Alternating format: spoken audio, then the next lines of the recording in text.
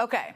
Remember that day back in June when Elon Musk and Donald Trump's bromance very publicly crashed out? Can you believe that was June? And remember this tweet from that very day? Time to drop the really big bomb, Musk wrote. Donald Trump is in the Epstein files. That is the real reason they have not been made public. Have a nice day, DJT. Well, nearly 4 months have passed since then, and the Trump administration still has not released the Epstein files. The story goes on.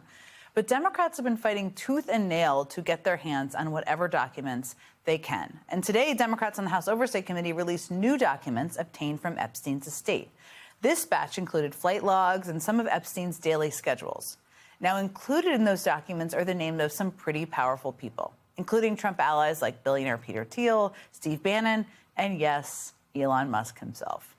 As Epstein's calendar put it, reminder, Elon Musk to Island, December 6th. Is this still happening? Question mark. There you go.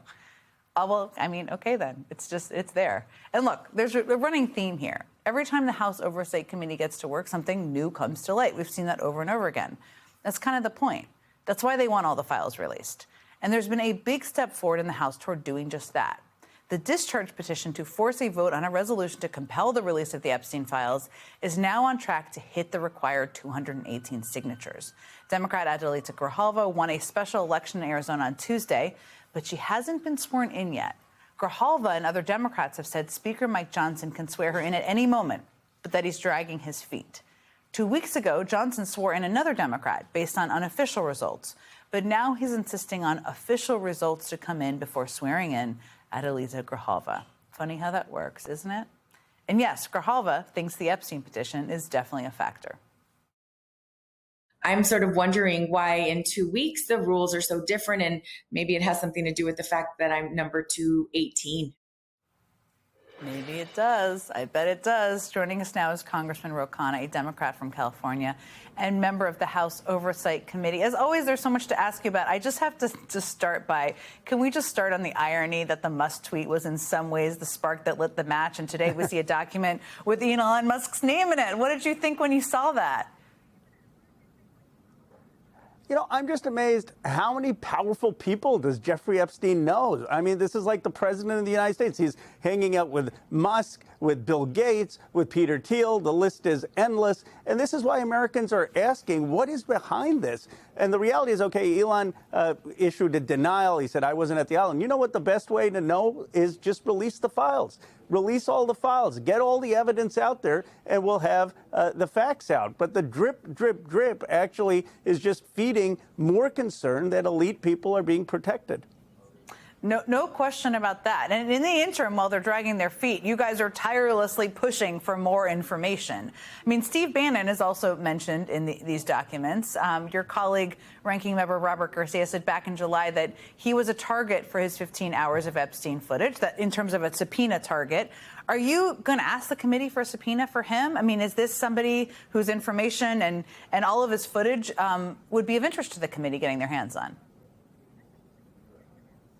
Absolutely. I mean, he talked to Epstein at a time where Epstein already had the plea deal. So he has very relevant information. Epstein's brother wanted the information that Bannon had. But we should have complete transparency, and we should have the release of the files. And, you know, Massie and I have this discharge petition. You mentioned it in your monologue that Adelita Grijalva will be the 218th vote. That is very rare. She should be sworn in on Tuesday. That's the pro forma session. And I just want your viewers to know there were two Florida openings when Matt Gaetz left Congress and when Michael Waltz left Congress, and the Republicans swore them in on a pro forma session. That means a session where you don't have votes. They would be breaking precedent by not doing that on Tuesday. The only reason that they don't want us to have votes and that they aren't swearing her in is because of this Epstein files. Can you believe that? The government is about to shut down, and they are so concerned about protecting these rich, powerful men and not having a vote on Epstein that they're not willing to swear in someone who won 69 to 29 in her election, and they're not willing to have us take votes this week. I mean, I can believe it because we've seen what they've done over the last many, many months. But yes, I'm glad you called it out so people understand exactly what's happening here.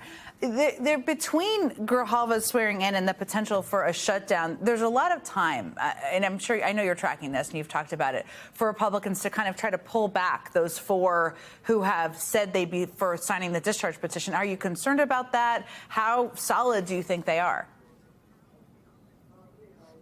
I was concerned, and I've been texting Massey all weekend, and they have been getting pressure from the Republican leadership, from the White House. But to their credit, Marjorie Taylor Greene, Nancy Mace, and Lauren Boebert are standing firm, and they have not taken their name off. And I think in this case, it's really the human aspect. I mean, they met the survivors. They saw them in tears, recounting how they were raped at the age of 14 and then told to go recruit other junior high and high school students to be abused. You can't hear that and not be moved on just a human level. And that is why I'm confident that they're going to stick with it. And as soon as we can get Adelita Grijalva sworn in, as she is supposed to be done constitutionally and based on tradition, we will get the vote on this petition, and it's going to pass. Next week, just a couple of days from now, September 30th, the government is on track to shut down. There are a range of reasons for this, including Republicans won't fund healthcare subsidies, which I think is a really important part of this that millions of people rely on. What's going to happen? What do you make of it? What should people understand about it? Well, look, the premiums for people are going to go up 80 to 90% if you are on health care on the exchange. And one of the issues is that they shouldn't be taking away the health care. But there's a much bigger issue as well, Jen, and that is this is an administration that is prosecuting its enemies. It's an administration that is deporting people without due process. It's an administration that is threatening people's free speech if they criticize the views of Charlie Kirk. It's an administration that is putting blanket tariffs that are raising people's prices. So much for Donald Trump's promise. I'm going to reduce and lower your prices on day one. All he's done is raise prices. And the Democrats are just saying we're not going to be complicit. We're not going to be complicit with an unconstitutional government that is raising your prices, that is making your health care more affordable, less affordable. You have the votes. You have the Republicans in the Senate, the House. You have the presidency. Go do this if you want to do it, but we're not going to be part of it. Well, it's going to be a big story next week. We'll all be watching closely. Congressman Ro Khanna, thank you so much for joining me.